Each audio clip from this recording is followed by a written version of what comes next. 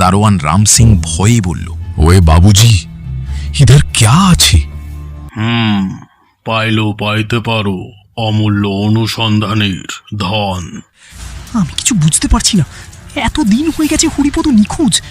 হঠাৎ সামনে দেয়ালে একটি চিহ্ন দেখা গেল, রাজ মুকুটের প্রতীক। রাকেশ ধীরে সামনে এগোলো। দাদা, তাহলে আমরা কি সেই গুপ্তধন? জঙ্গলের ধারে গাড়ি থামতেই চারপাশে এক অদ্ভুত নীরবতা নেমে এলো।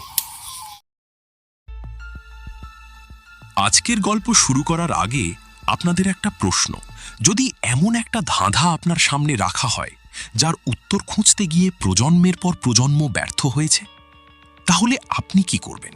উত্তর খোঁজার চেষ্টা করবেন নাকি দূরে সরে যাবেন? এই গল্পের শেষে আবার এই প্রশ্নে ফিরে আসব।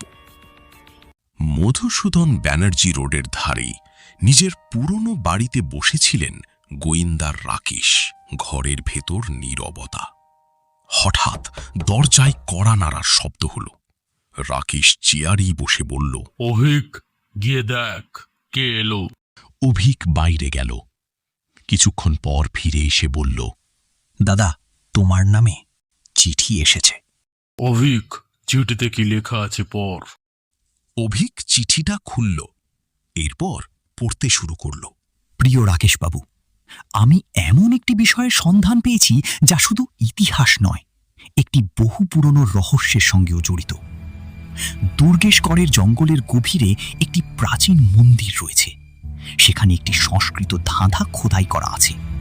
কয়েক শতাব্দী ধরে বহু মানুষের অর্থ উদ্ধারের চেষ্টা করেছেন, কিন্তু সফল হননি। আমি মনে করি এখন সময় এসেছে বিষয়টি নতুন করে তদন্ত করার। আপনার সাহায্য প্রয়োজন, ডক্টর অরিন্দম মুখার্জি।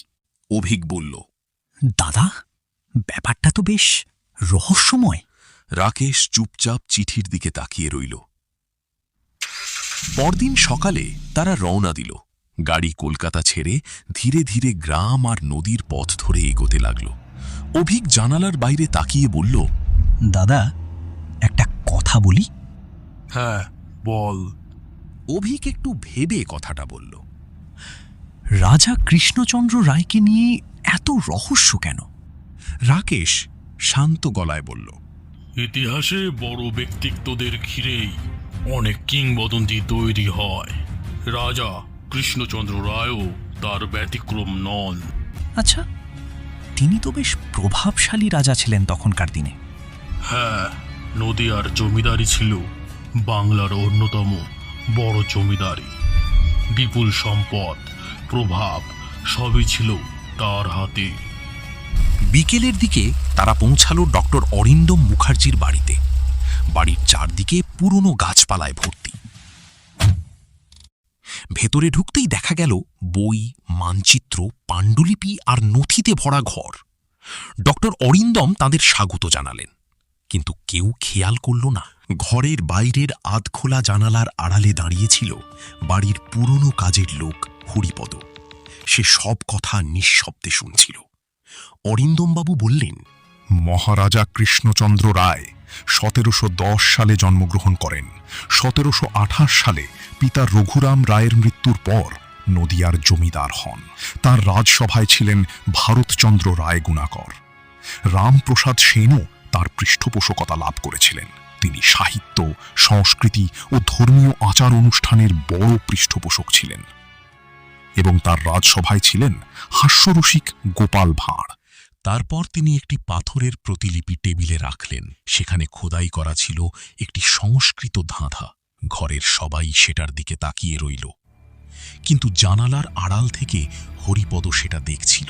তার চোখে অদ্ভুত বিস্ময়। সেই রাতেই হরিপদ কাউকে কিছু না বলে বাড়ি থেকে বেরিয়ে গেল। সে একাই রওনা দিল দুর্গেশগড়ের জঙ্গলের দিকে। পরদিন সকাল। হরিপদ কাজে এলো না। দুপুর গড়িয়ে গেল, সন্ধ্যাও নেমে এলো, তবু তার কোনো খোঁজ নেই। ঠিক তখনই গ্রামের একজন লোক ছুটে এসে খবর দিল, বাবু, জঙ্গলের ধারে একটা মোবাইল ফোন পাওয়া গেছে। কার ফোন? আগে বাবু, তা তো বলতে পারবো না। কই দেখি, এটা তো হরিপদর ফোন। আরও জানা গেল গাছেই একটি ছেঁড়া কাপড়ের টুকরো পাওয়া গেছে। অরিন্দমবাবু সেটি দেখে চিনে ফেললেন। ওটা হরিপদর জামার অংশ। আমাদের এখনই ঘটনাস্থলে যেতে হবে। কিছুক্ষণের মধ্যেই সবাই জঙ্গলের দিকে রওনা দিল। রাত আর দিনের মাঝামাঝি সময়টা জঙ্গলকে আরও রহস্যময় করে তোলে, যেন প্রকৃতি নিজেই কিছু লুকিয়ে রাখছে। জঙ্গলের ধারে গাড়ি থামতেই চারপাশে এক অদ্ভুত নীরবতা নেমে এলো। পাখিদের ডাক কমে গেছে, বাতাসও যেন থেমে আছে। ওনারা একে একে গাড়ি থেকে নামল। অভিক নামতেই বলে উঠল, দাদা, এখানে কেমন একটা অদ্ভুত অনুভূতি হচ্ছে। রাকেশ কোনো উত্তর দিল না। সে মাটির দিকে তাকিয়ে হাঁটু গেড়ে বসল। টর্চের আলোয় মাটিতে তখনও কিছু দাগ স্পষ্ট দেখা যাচ্ছিল, হয়তো কিছু টেনে নিয়ে যাওয়ার মতো চিহ্ন। এটা কোনো স্বাভাবিক ঘটনা না।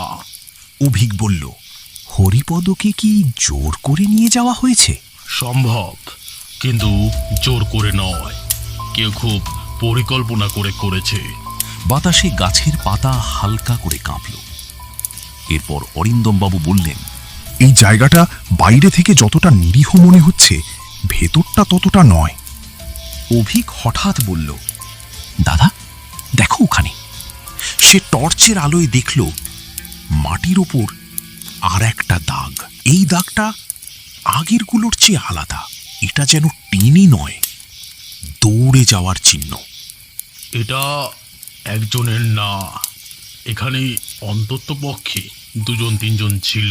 মানে সে যে এখানে এসেছিল, ওকে কেউ দেখে ফেলেছিল। এখনই কিছু বলা সম্ভব নয়। হঠাৎ জঙ্গলের ভেতর থেকে একটা শুকনো ডালের শব্দ হলো।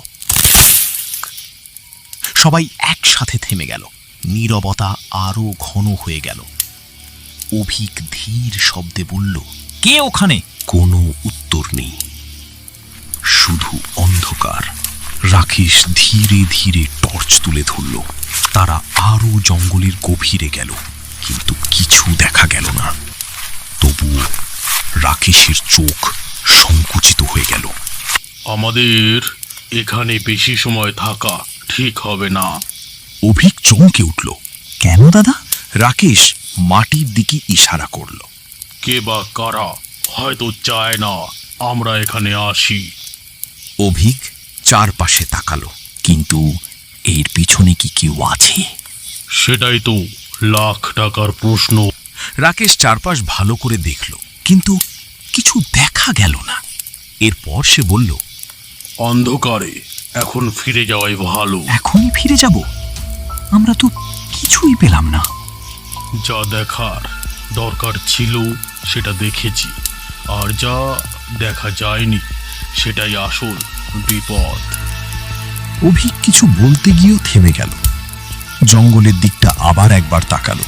মনে হলো কেউ যেন খুব গভীর থেকে তাদেরই দেখছে। এক মুহূর্ত চুপ। তারপর অভিক সম্মতি জানিয়ে ধীরে মাথা নাড়ল। ঠিক আছে দাদা। তারা গাড়িতে উঠে রওনা দিলেন অরিন্দমবাবুর বাড়ির উদ্দেশ্যে। এরপর রাতে অভিক রাকেশকে পাইচারি করতে দেখে একটা প্রশ্ন করে, দাদা, আমরা কি ঠিক করলাম ফিরে এসে? না, ভুল না। কিন্তু আমরা তো কিছুই পেলাম না, শুধু দাগ আর সেই অদ্ভুত নিস্তব্ধতা। না ভিক, আমরা অনেক কিছুই পেয়েছি, শুধু সেটা এখনো পরিষ্কার না। পরদিন ভোরে রাকেশ কাউকে কিছু না জানিয়ে জিপ নিয়ে বেরিয়ে পড়ল। তার সঙ্গে অভিক আর অরিন্দমবাবুর বাড়ির দারোয়ান রাম সিং। জিপ থেমে গেল দুর্গেশগড় জঙ্গলের কিনারায়। চারপাশে কুয়াশা, নীরবতা ভারী। রাকেশ ধাঁধার প্রতিলিপিটা বের করল। তার চোখ স্থির। এই ধাঁধা শুধুই লেখা না, এটা মানচিত্র। মানে? রাকেশ বলল, এখানে প্রতিটি লাইন একটা নির্দেশ, বড় কিছু দিচ্ছে। তারা আরো কিছুটা দূর এগিয়ে গিয়ে তাদের চোখে পড়ে একটা বড় শাল গাছ দাঁড়িয়ে আছে। তার ছায়া পড়েছে মাটিতে, আর সূর্যের আলো ঠিক বিপরীত দিক থেকে আসছে। তারা আরো একটু এগিয়ে জঙ্গলের একদম মাঝামাঝি দিকে এসে পৌঁছল। এটাই সেই জায়গা। সে মাটিতে হাঁটু গেড়ে বসল, টর্চ জ্বালালো। মাটির নিচে একটি পাথরের কিনারা দেখা গেল। দারোয়ান রাম সিং ভয়ে বলল, ওয়ে বাবুজি, ইধার ক্যা আছে? পাইলেও পাইতে পারো অমূল্য অনুসন্ধানের ধন। সেখানে একটা পাথর দেখতে পাওয়া গেল। সে পাথরের উপর চাপ দিল। গম্ভীর শব্দে মাটি কেঁপে উঠল। একটা পাথরের স্ল্যাব ধীরে ধীরে সরে গেল। নিচে দেখা গেল একটা সিঁড়ি, অন্ধকারে নামা পথ। সেই সিঁড়ি ধরে বেশ খানিকটা আসতেই অভিক অবাক হয়ে বলল, এটা তো গুপ্ত পথ বলে মনে হচ্ছে। এখনই কিছু বলা সম্ভব নয়। রাকেশ আর অভিক সিঁড়ি দিয়ে ধীরে ধীরে নামতে শুরু করল।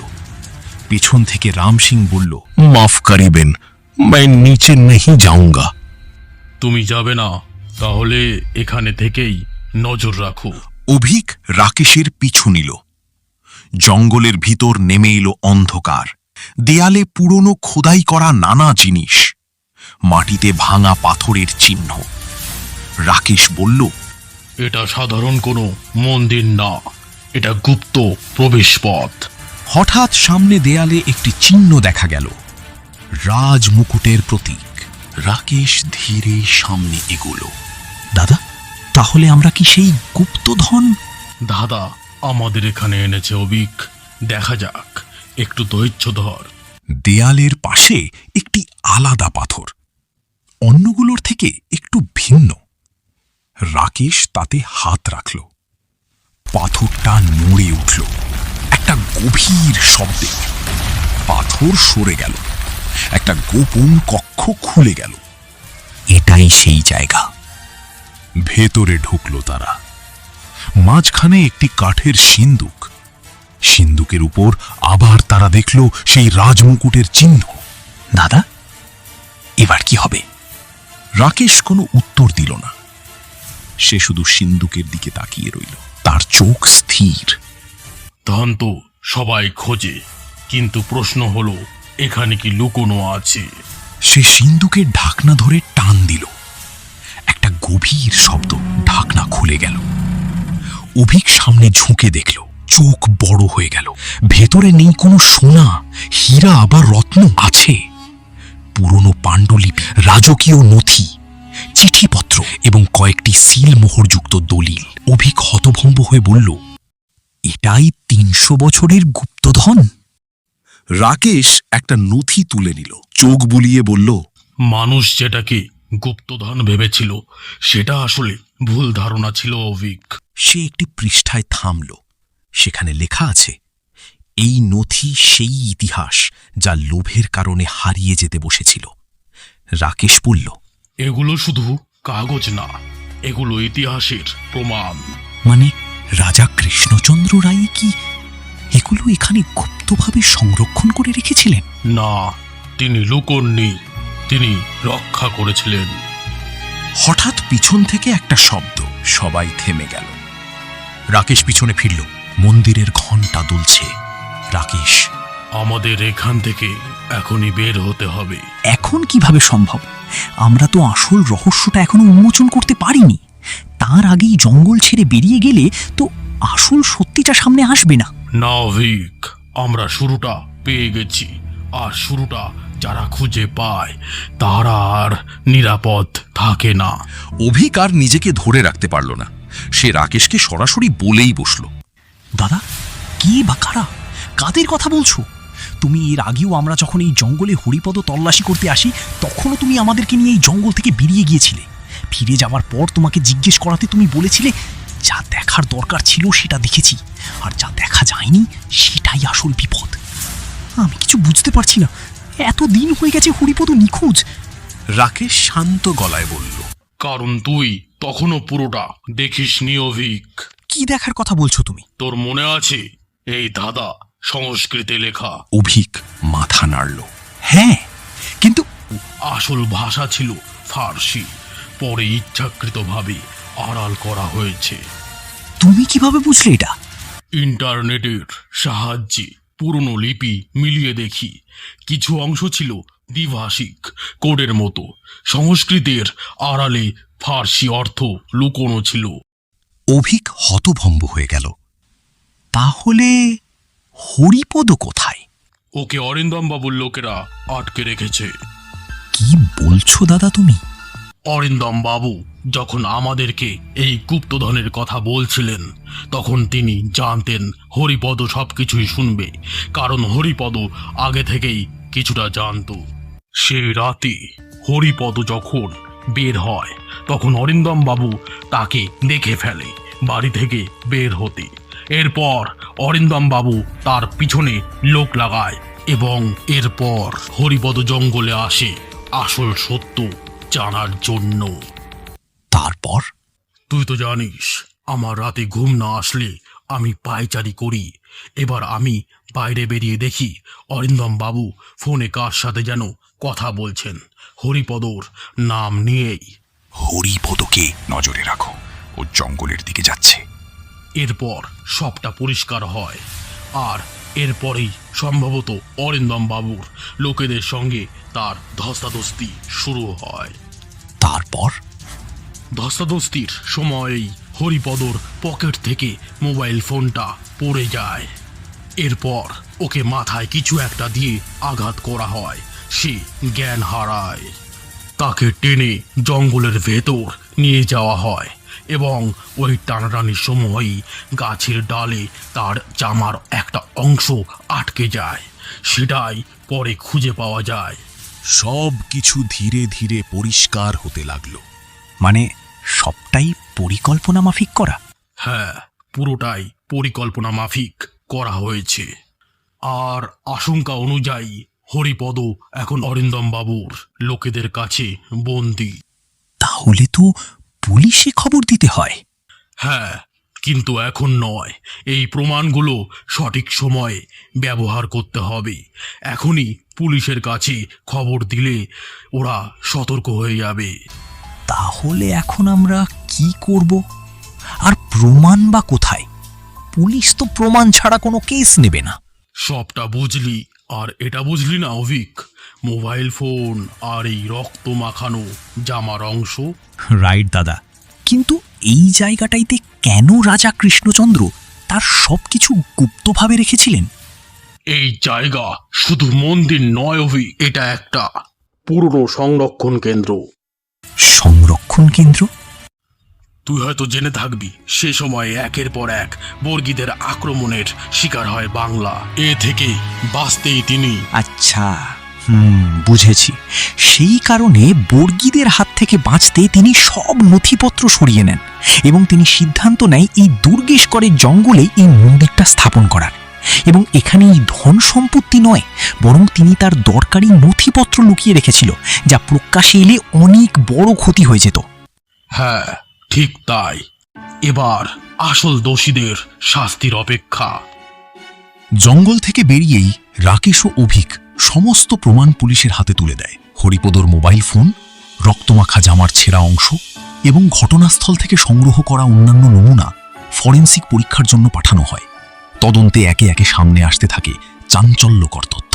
ফরেনসিক রিপোর্ট এবং মোবাইল ফোনের তথ্য বিশ্লেষণ করে পুলিশ নিশ্চিত হয় যে হরিপদর নিখোঁজ হওয়ার ঘটনাটি কোনো দুর্ঘটনা নয়, বরং পূর্ব পরিকল্পিত অপহরণ। সন্দেহের তীর সরাসরি গিয়ে পড়ে অরিন্দম বাবু এবং তার সহযোগীদের উপর। আর দেরি না করে সেই রাতেই পুলিশ অরিন্দম বাবুর সঙ্গে জড়িত একটি পরিত্যক্ত গুদামে অভিযান চালায়।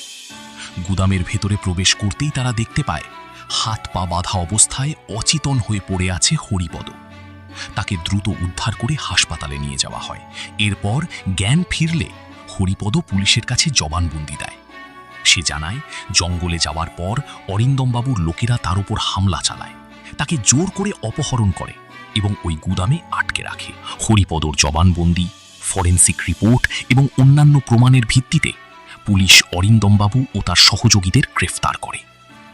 এইভাবেই ৩০০ বছরের পুরনো রহস্যের পর্দা উন্মোচিত হয়। মানুষ যে গুপ্তধনের খোঁজে এত বছর ধরে ছুটেছিল তা আসলে সোনাদানা রত্ন নয়, সেটি ছিল ইতিহাসের হারিয়ে যেতে বসা সত্য।